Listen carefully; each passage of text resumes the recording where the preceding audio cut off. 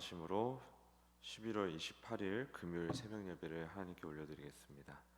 전능하사 천지를 만드신 하나님 아버지를 내가 믿사오며 그 외아들 우리 주 예수 그리스도를 믿사오니 이는 성령으로 잉태하사 동정녀 마리아에게 나시고 본디오 빌라도에게 고난을 받으사 십자가에 못 박혀 죽으시고 장사한 지 사흘 만에 죽은 자 가운데서 다시 살아나시며 하늘에 오르사 전능하신 하나님 우편에 앉아 계시다가 저리로서 산자와 죽은 자를 심판하러 오시리라.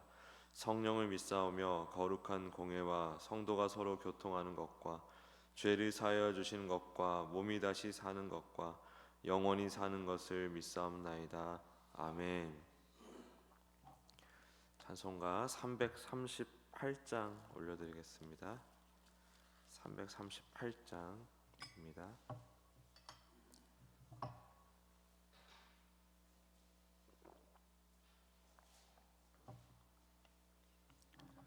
338장.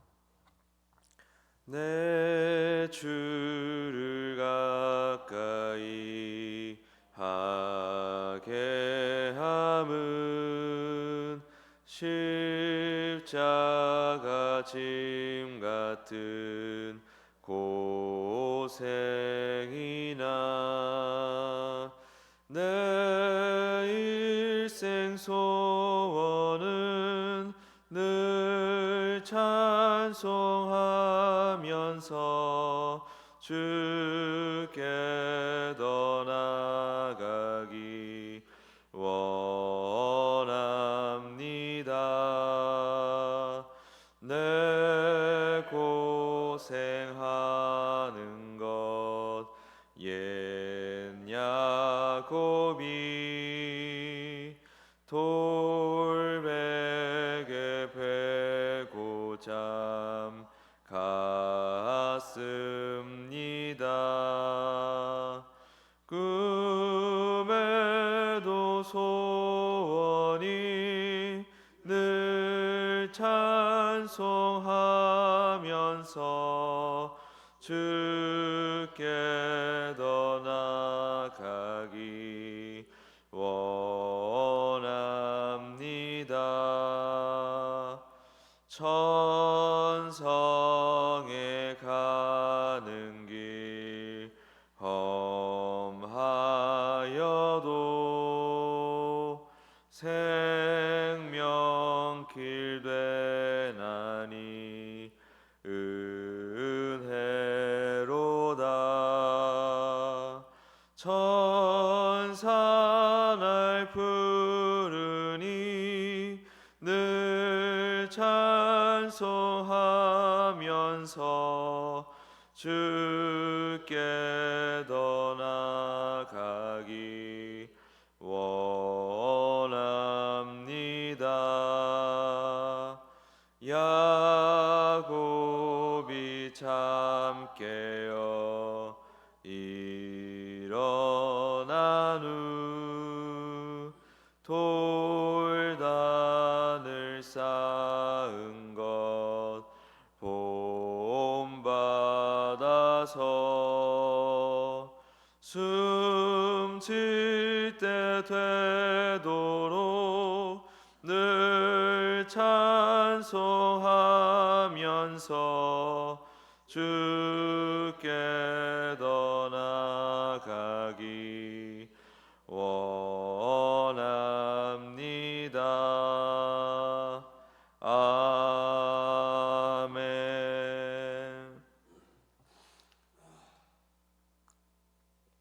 우리 시간 합심하여 기도하실 때 돌아오는 주일에 2026년을 위한 정책 수립 2026년 정책 수립을 위한 당회가 있습니다. 주님의 인도하심을 잘 받기 위해 우리가 기도하기 원합니다. 제가 뭐라고 또 말씀드렸냐면 성령님이 저만치 인도하시면 우리는 저만치까지 따라가야 됩니다. 그게 우리 생각에 좀 어색하고 혹 우리 기준에 안 맞을 수 있습니다. 근데 만약 성령님이 내 생각을 훨씬 뛰어넘는 아득한 지경까지 끌고 가신다 그러면 거기까지 끝까지 같이 갈 수 있는 용기와 지혜가 우리에게 필요한 것이죠. 우리 장로님들과 목사님 꼭 기도해 주십시오. 성령님의 강력한 인도하신 가운데 주님께서 인도하시는 대로 이끌어 주시는 대로 함께 나아가는 우리 장로님들과 목사님 되게 해달라고 같이 주여 한번 부르짖고 기도로 나아가겠습니다. 주여, 주님 감사합니다. 주님, 좋은 목사님과 장로님들 이렇게 교회를 잘 섬기게 해주시고 또 든든한 기둥으로서 역할하게 해주시니 감사합니다. 강건케 하여 주시고 늘 강건케 하여 주시고 주님 안에서 형통할 수 있도록 인도하여 주시옵소서. 무엇보다 26년 정책 수립 당회가 있습니다. 정책 당회가 있습니다. 주님, 그러나 우리에게는 과거의 경험과 기준과 지식이 있습니다. 주님, 우리를 불쌍히 여겨 주시옵소서. 그래서 하나님의 강력한 역사하심 가운데 주께서 인도하시는 대로 우리가 최선을 다해서 순종하며 나아갈 수 있도록 도와주시옵소서. 우리의 옛 생각이 주님의 인도하심을 방해하지 못하도록, 혹 우리의 어떤 것이 주님의 이끄심을 회방하지 못하도록 주님 도와주십시오. 인도해 주십시오. 주께서 불쌍하게 주셔서 우리 목사님 또 장로님 지혜와 용기를 주셔서 하나님의 은혜를 충분히 누리며 아버지 과감하게 성령님의 인도하심 따라 정책을 정해 나갈 수 있도록 인도하여 주시옵소서. 역사하여 주시옵소서. 하나님, 주님께서 일하실 때 우리의 그 어떠한 것도 주님의 일하심을 방해하거나 혹은 주님께서 이끄시는 대로 순종하지 못하게 만드는 일이 없어야겠습니다. 주님께서 용기와 지혜를 주십시오. 오히려 하나님께서 우리의 한계를 뛰어넘게 하시는 그 은혜를 구합니다.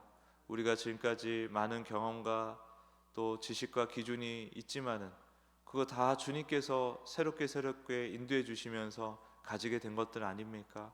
주님 새로운 인도하심을, 더 충만한 주님의 인도하심을 우리가 구하고 바라오니 우리 목사님, 장로님 용기와 지혜를 주시고 또 성령님의 음성에 귀 기울여서 주님께서 이끄시는 대로 순전히 잘 나아갈 수 있도록 축복해 주시옵소서. 오늘도 드리는 예물 가운데 함께 하사 주 앞에 형통할 수 있도록 인도하여 주시옵소서. 감사드리며 예수님의 이름으로 기도드립니다. 아멘. 오늘 나눌 말씀은 창세기 24장 50절에서 61절까지의 말씀입니다. 창세기 24장 50절에서 61절까지 말씀입니다. 창세기 24장 50절 같이 읽겠습니다. 시작. 라반과 부두엘이 대답하여 이르되 이 일이 여호와께로 말미암았으니 우리는 가부를 말할 수 없노라. 리브가가 당신 앞에 있으니 데리고 가서 여호와의 명령대로 그를 당신의 주인의 아들의 아내가 되게 하라. 아브라함의 종이 그들의 말을 듣고 땅에 엎드려 여호와께 절하고 은금 패물과 의복을 꺼내어 리브가에게 주고 그의 오라버니와 어머니에게도 보물을 주니라. 이에 그들 곧 종과 동행자들이 먹고 마시고 유숙하고 아침에 일어나서 그가 이르되 나를 보내어 내 주인에게로 돌아가게 하소서. 리브가의 오라버니와 그의 어머니가 이르되 이 아이로 하여금 며칠 또는 열흘을 우리와 함께 머물게 하라. 그 후에 그가 갈 것이니라. 그 사람이 그들에게 이르되 나를 만류하지 마소서. 여호와께서 내게 형통한 길을 주셨으니 나를 보내어 내 주인에게로 돌아가게 하소서. 이르되 우리가 소녀를 불러 그에게 물으리라 하고 리브가를 불러 그에게 이르되 네가 이 사람과 함께 가려느냐? 그가 대답하였되 가겠나이다. 그들이 그 누이 리브가와 그의 유모와 아브라함의 종과 그 동행자들을 보내며 리브가에게 축복하여 이르되 우리 누이여 너는 천만인의 어머니가 될지어다. 내 씨로 그 원수의 성문을 얻게 할지어다. 리브가가 일어나 여자 종들과 함께 낙타를 타고 그 사람을 따라가니 그 종이 리브가를 데리고 가니라. 아멘. 오늘 이 본문을 가지고 거부할 수 없는 은혜라는 제목으로 말씀 증거하기 원합니다. 아브라함의 종이 리브가의 집으로 이제 가서 자신이 겪었던 모든 일을 증언을 하죠. 최소 600km, 또 보통은 900km로 해석을 하는 그 긴 여정 동안에 하나님이 어떻게 일하셨는지 또 우물가에서 무슨 일이 일어났는지를 상세히 말했을 것입니다. 50절을 보면 리브가의 오라버니 라반과 아버지 부두엘이 이렇게 반응을 합니다. 이 일이 여호와께로 말미암았으니 우리는 옳다 그르다 말할 수 없노라. 눈앞에 펼쳐지는 그 종의 증거가 너무나 선명하니까 부인할 수 없으니 이들은 하나님의 주권을 인정하는 것입니다.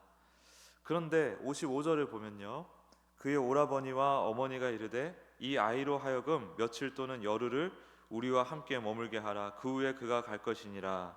하나님의 뜻인 줄 잘 알겠고 인정을 했는데 며칠 혹은 열흘을 더 있다 가라고 붙잡습니다.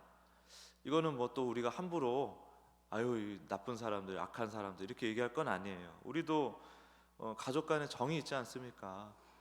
잠깐 머물다가는 며칠 동안 머물다 가더라도 그게 서운하고 아쉽고 또 슬프기도 하는데, 네, 그 900km 되는 먼 땅으로 딸을 이제 떠나보내고 조카를 떠나보내는 그 심정이 오죽했겠습니까?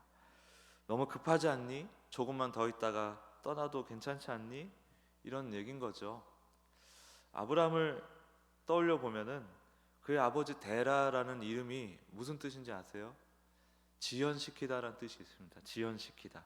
그러니까 아브라함은 하나님의 부르심을 받고도 아버지 데라를 떠나지 못하고 데라를 따라서 갈대아 우르에서 하란까지 갔고, 그 하란에 머무를 때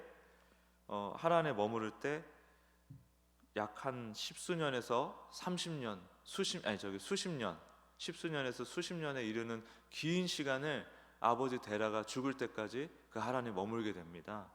이런 비슷한 장면처럼 보여요.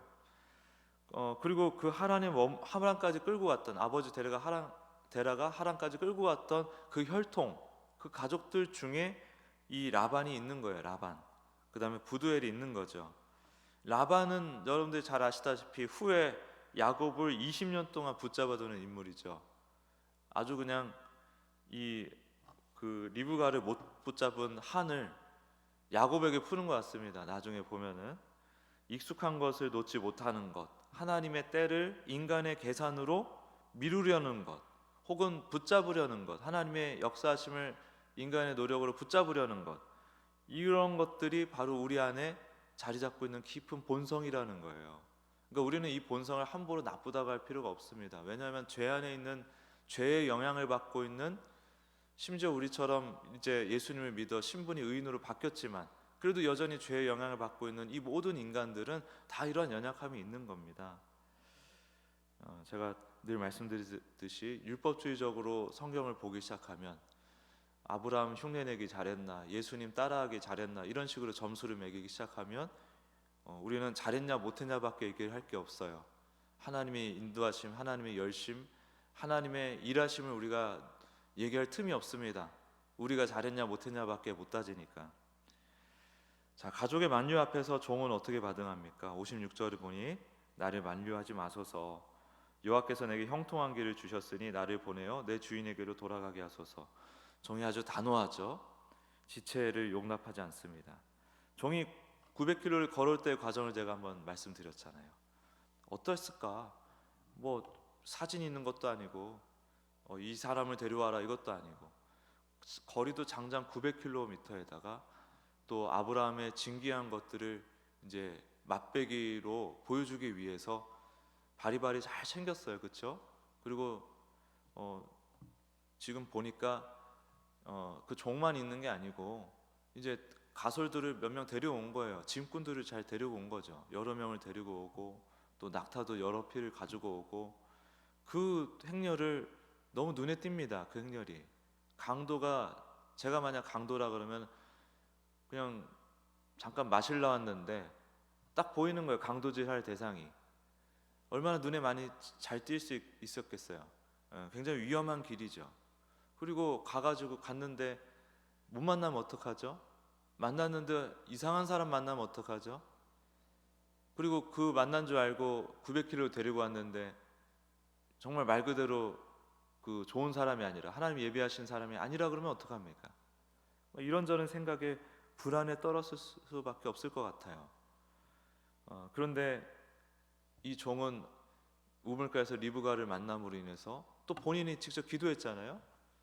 제가 이렇게 하면은 저와 이 가축들까지 물을 주는 처자를 만나면 하나님께서 보내주신 자로 알겠습니다 하면서 본인이 기도한 게 있으니까 너무도 완벽하게 하나님은 우리의 기도와 이미 상관없이 이미 그 이삭의 짝을 다 예비하시고 이런 과정을 통과하게 하시고 기가 막히게 그 타이밍 안에서 하나님의 타이밍 안에서 하나님의 일하심을 드러내시는 분이시구나 하나님께서는 라는 것을 아주 기가 막히게 깨닫게 된 거예요.